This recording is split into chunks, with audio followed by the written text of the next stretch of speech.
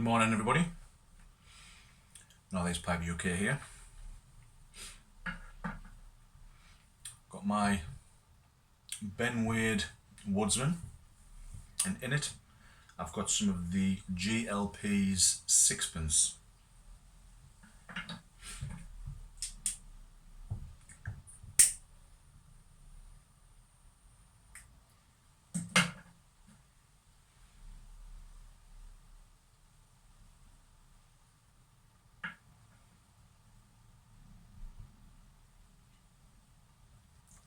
Which isn't too bad. It's got a bit of a kick on the retro hill, so I'm assuming there's definitely Perique in there. So I think somebody did spoil the surprise, because I did want to try and go through this before I looked into what tobacco was in there, but never mind. But yes, not a bad one at all. Hopefully today it won't kick me ass, but I don't think it helped yesterday that I'd been had a couple of bus rides and the vertigo was in a bit of a hyperdrive, and then I think the nicotine hit of the curly cut just finished us off yesterday afternoon, so I had to go and have a lie down. But so far, touch wood, so good.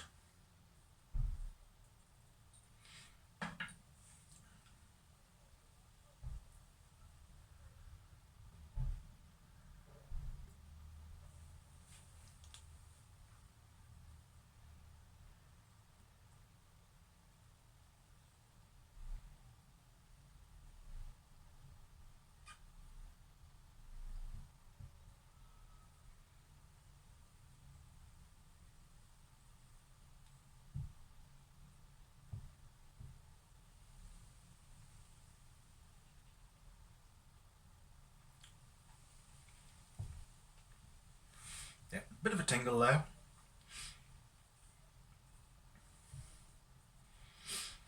It's certainly not a deep draw retro hill anyway, not like some of them.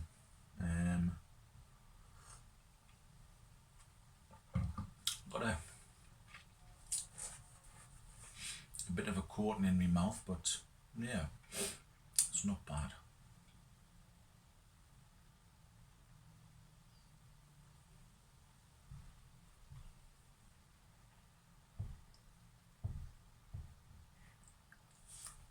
Like I say, I think the only GLPs that I've been struggling with are the ones I've been able to try recently is the Cumberland. That's, yeah, it's a bit of a bomb, that one.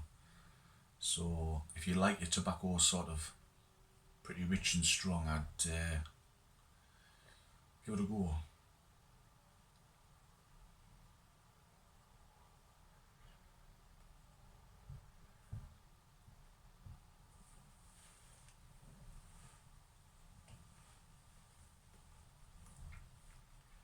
I think the Cumberland's definitely one for a seasoned smoker. Again with this one, I mean, this is not far off it, to be honest. It's still got a bit of a punch, but it's not as raw as the Cumberland one. I can understand why these two are being sent together in the same package, because this is like the, I'll say these were in the strong arm section of the range, but yeah, I'm giving this a go as a first smoke, but I think for these I would probably leave these as a last smoke of the day type thing, and then after a big meal.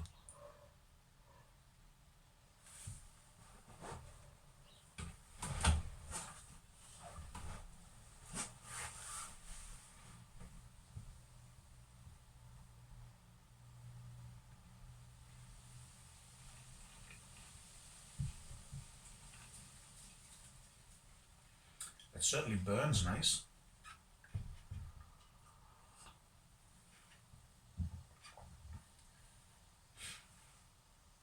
I didn't give this any drying time. I've just taken it straight out of the jar. So, and yeah, it's not too bad at all.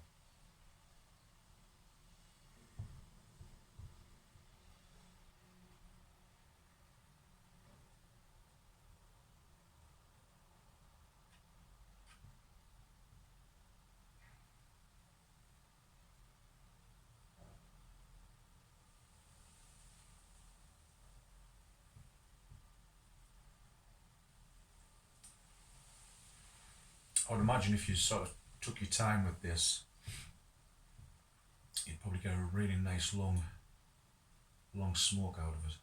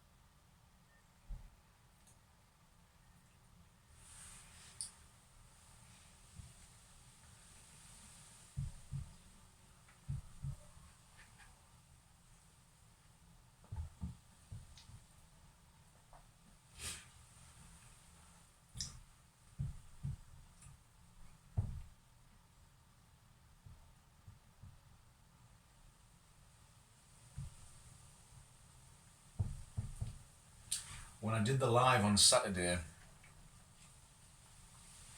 I was asked about doing a cellar video, and to be quite honest with you, there's not really much point me doing one of those because I haven't really got a cellar. All I've got really is sort of these little mason jars with sort of pretty much half filled with the samples that I've been sent. So I'm not a one to sort of collect lots of tins. I've not sort of getting into that stage of being able to do it. So really pretty much what I get does get smoked. I know a lot of pipe smokers, obviously it's a bit of a collector's thing as well. You know, you hear about PAD and TAD, which is obviously the pipe acquisition disorder and the tobacco acquisition disorder, where obviously there are people out there do like to collect the pipes and do like to collect the tins and obviously store them away, where unfortunately with me what I get I smoke. I'm not really going to be in a situation where I can have sort of 10 tins of each sitting in a cupboard somewhere and maturing. It's pretty much going to end up in my pipe and gone in a few months.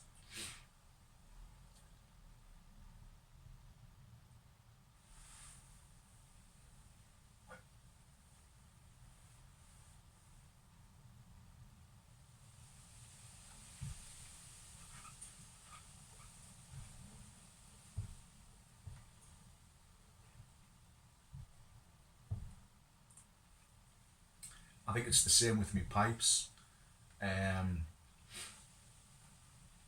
because I've been really selective of what pipes I want.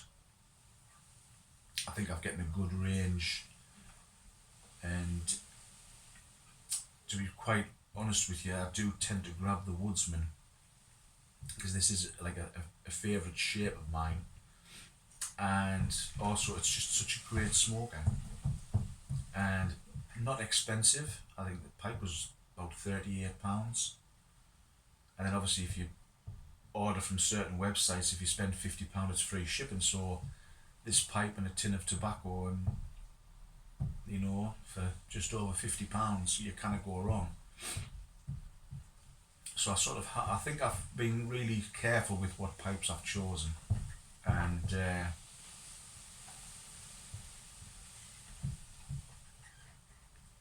don't get us wrong, there is ones out there that I really do covet and I really would like. But when I started this hobby, I sort of said to myself that I would not pay over £100 for a pipe. I've been able to keep them under £100. I think the most expensive pipe that I own, apart from the one that was gifted to us, which was the Lee Van Cleef, is the Savinelli Oceano, which I got as a birthday present last year, and I think it came in because I got it ordered and it come from Italy. I wasn't really savvy with many of the sort of UK tobacco companies at the time, so I ordered it from over there. And I think with shipping it came in at about 88 or £89. So that's the most expensive pipe that well, I suppose that I didn't buy that, it was a present off Karen, but again, I've always sort of tried to keep them at the sort of £60-70 mark.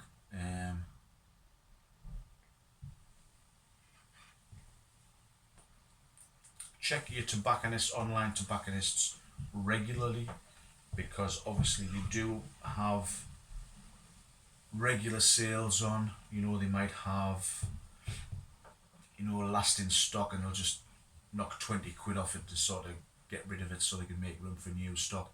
I've getting a couple of pipes for under £50 that way. A couple of Savinellis I bought was in the sales. I think they did it for like £49.99 to try and glean the postage costs off you. But again, I just put a 10-gram bag of sample tobacco in there, and so for £52 I got, you know, a Savinelli that a few months prior you were looking at sort of £78. So again, it's not about dashing out there and buying a £300, £400 or even thousands of pounds worth of handmade pipes. Just, you know, take your time. You know, again, do your research. Go into some tobacconists, have a look at them. You know, obviously some of them let you hold them. Don't obviously put them in your mouth. Sort of get the feel. Think to yourself, is this going to feel nice, comfortable to hold? And like I say, you can get some really nice ones out there for pretty good prices. I still say that the best pipe I've bought is this cheap Bulldog. Again, it was only cheap, and I bought it just because I wanted to try a straight Bulldog. So I thought, well, if I didn't like the shape, I've only wasted like 20 odd quid. Smokes like a champion, this thing. Absolutely brilliant. So again, you know, it's not always about the flashy name.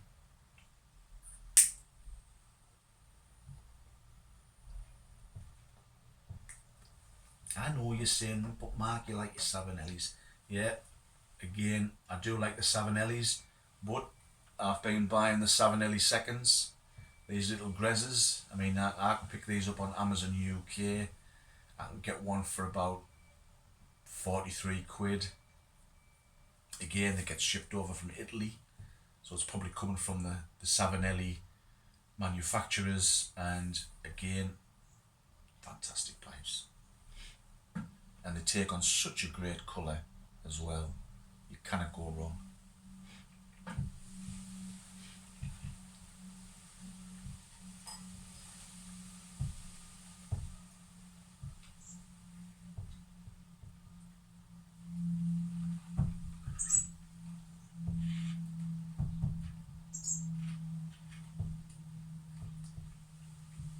It takes me ages to decide which tobacco to smoke, so I don't want to be in the same boat of looking at sort of a cupboard full of pipes and spending half an hour wondering which pipe to smoke. I think if I was in that situation where I had that amount of pipes, I would have to put them into a regular rotation where I might have a set for 7 days and then drop onto the next rack and give them sort of a week off, etc.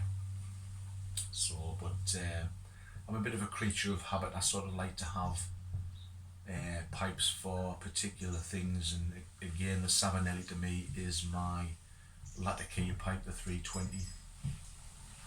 So I do tend to think, well, if I'm going to smoke that, I'll just grab that pipe. So a lot of my pipes end up being smoked pretty much every day. I know they always say, oh, you should give them a rest in between, but the way I look at it is, guys 100 years ago, they didn't have racks and racks of pipes. They had one pipe and everything went in it, no matter what. So yeah, I just grab it and smoke it, to be honest with you.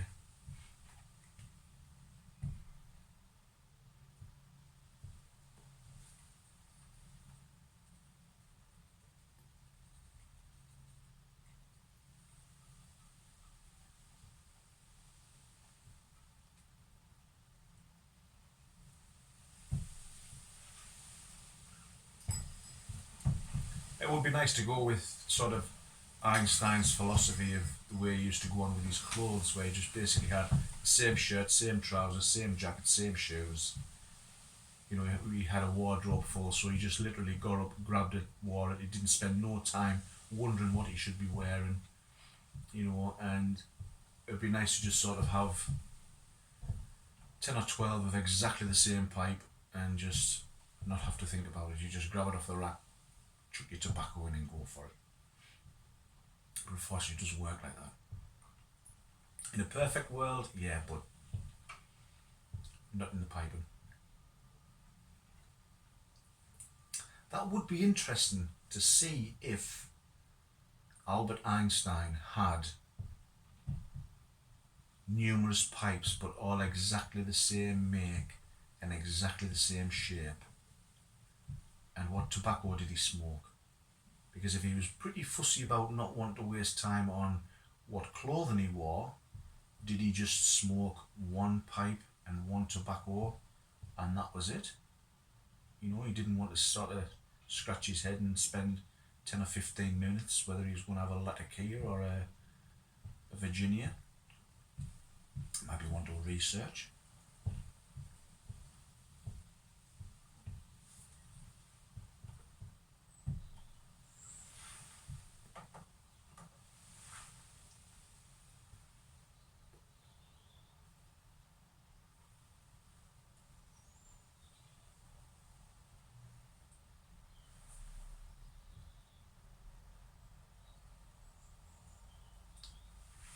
So yes, sadly I don't really have a cellar to speak of. I know you see some guys, like say, you have copious amounts in cupboards and things, and you know, airtight boxes and such. But that's why I took the decision a few weeks ago to basically buy loads of storage jars and just open everything. You know, because I thought to myself, I don't just want to be looking at full tins and sitting there, and I want to get them open, get them smoked.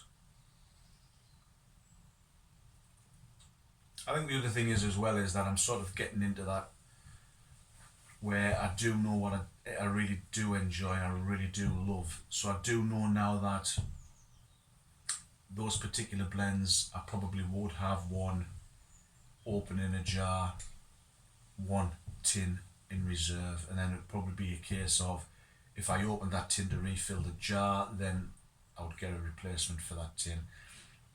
I'm not going to dash out and buy 10 tins of each tobacco. I'm not.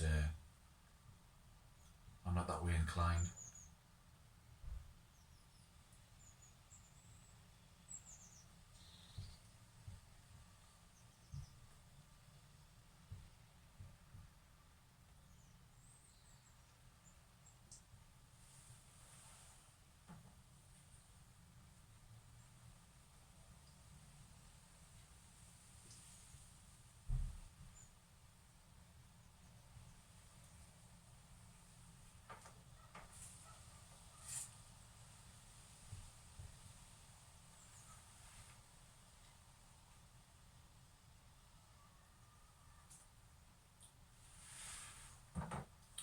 Those of us who remember coal fires, do you remember doing that when you were younger? You would have sort of your fire guard, and to get the fire going, you would put sheets of newspaper across the front to sort of get it to draw better. Similar with pipes, obviously you sort of put your fingers across the top. Just let a small amount of air in. Get your pipe back up and running. But when I made this tamper, it's just sort of the right size to fit in the bowl and just a little tiny gap around, so this tends to work sort of in the same principle. That can obviously tamper down at the same time.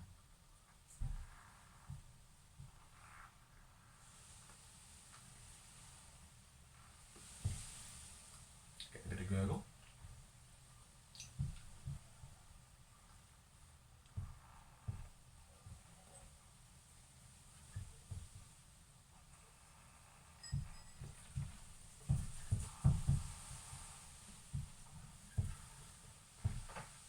Wow, pretty hell. I just noticed how long I've been on. Right, I better head off. Get this smoke, I've got some things to do, get sorted out and organised today. So thank you for watching. I hope it's been sort of a bit informative for people, you know, give you some ideas. Thank you for subscribing, and you know, say hello, let us know who you are, because I don't always get notifications that I've got a new subscriber. So, you know, if you catch my video, just pop below and say hello, new subscriber, and so I can get to know you. So I hope wherever you are that you're safe, you're well, and you're happy, you've been enjoying the bowl, and I'll see you all again soon. Bye for now.